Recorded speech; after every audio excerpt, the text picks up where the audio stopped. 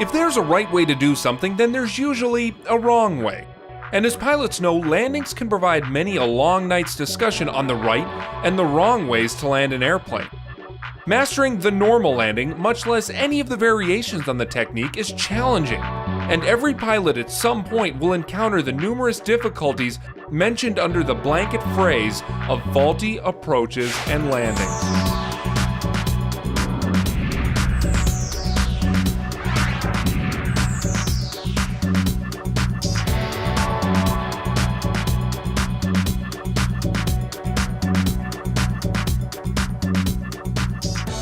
While this video will contain content on how to recognize and recover from a variety of abnormal landing situations, one cannot stress enough the importance of recognizing when to perform a go-around. Landings are not meant to be saved. With the immense number of variables present in any given approach, pilots are tasked with evaluating and correcting any changes that occur in the approach path.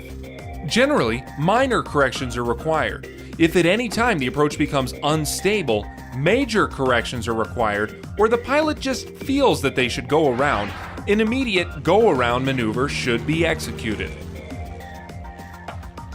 While situations and errors during an approach and landing are truly infinite, analysis and experience has led the FAA to group some of the most common issues into the Airplane Flying Handbook.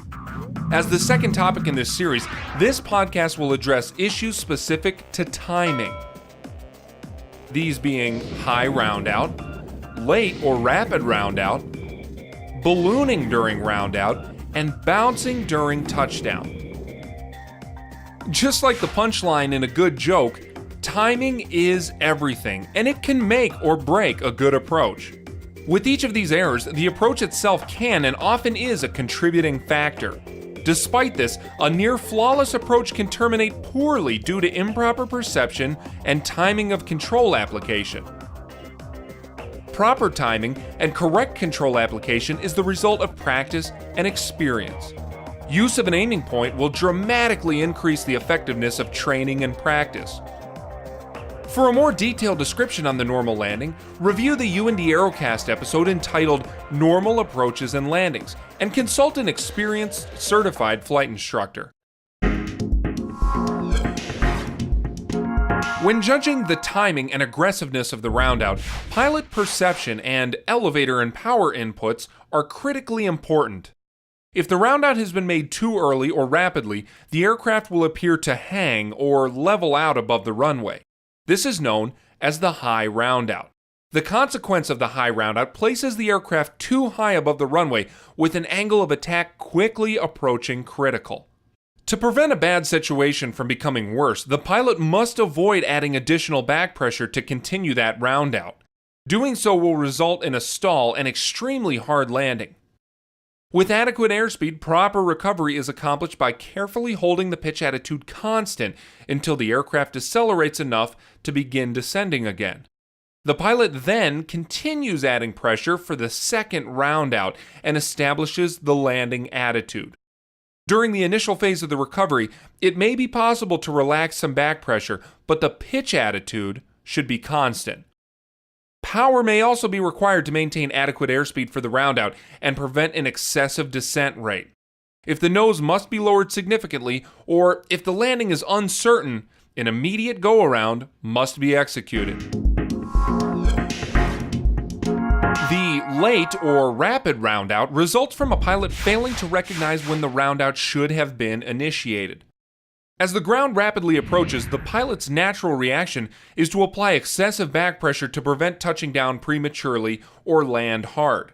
If elevator control is applied too rapidly, the excessive load factor can induce an accelerated stall, resulting in an extremely hard landing and likely bouncing on the main gear.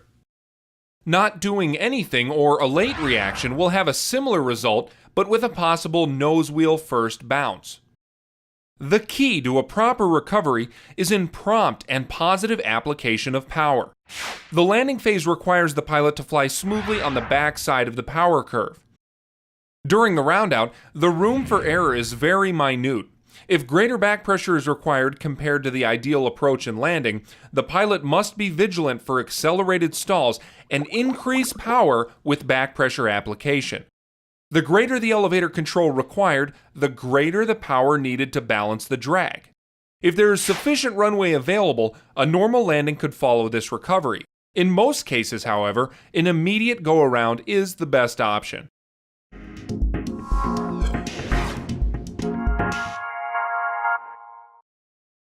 Ballooning during roundout involves properly timing the flare, but adding excessive back pressure during the roundout.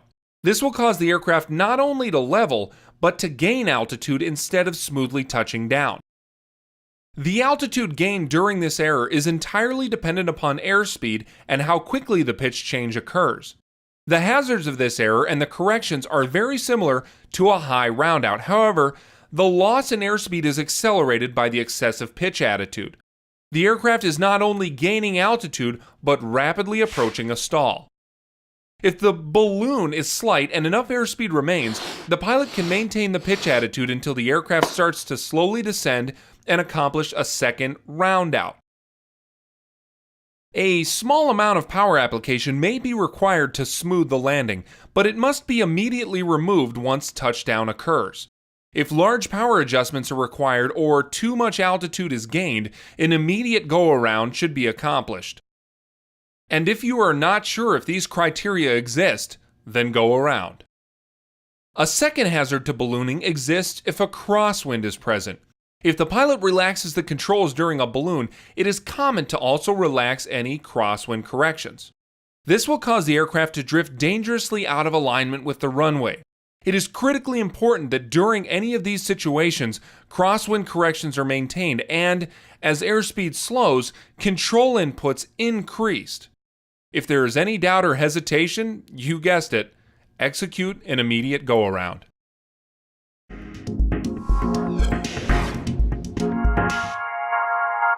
A bounce results from an excessive sink rate or improper attitude control during the touchdown.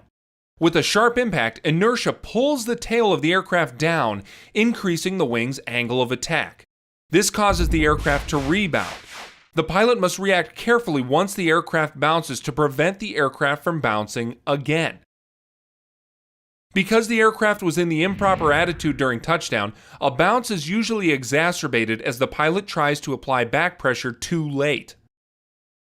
Similar to the balloon, an aircraft that has bounced is quickly losing airspeed and has gained altitude while approaching a stall. The recovery from a slight bounce is similar and has the urgency of the balloon recovery. If the aircraft still has sufficient airspeed, the pilot can attempt to achieve the proper landing attitude. Power might be required to cushion the touchdown. The complicating factor here will be any crosswind component. The wings are forced level during the initial touchdown. Without a prompt and correct reaction, the aircraft will drift or misalign. As the bounce progresses, the pilot needs to react to any drift and prevent the aircraft from rolling with the wind. As the aircraft slows, remember that the aerodynamic forces counteracting the crosswind will decrease unless more control input is applied. With a severe bounce, or if a strong crosswind is present, the safest procedure, once again, is to go around. Timing and proper control applications are key ingredients for a safe and effective landing. Pilots can err in both timing and control and must be ready to make corrections. With any of these faulty landings, it is critical to avoid a low-altitude stall. And as I think we've really hammered home the point, an immediate go-around is the safest action, but small errors can be corrected for a safe landing. And remember, once the decision to go around has been made, continue the go-around even if the aircraft touches down for the first or second time. Develop and trust your instincts, and definitely still remember to have fun and fly safe.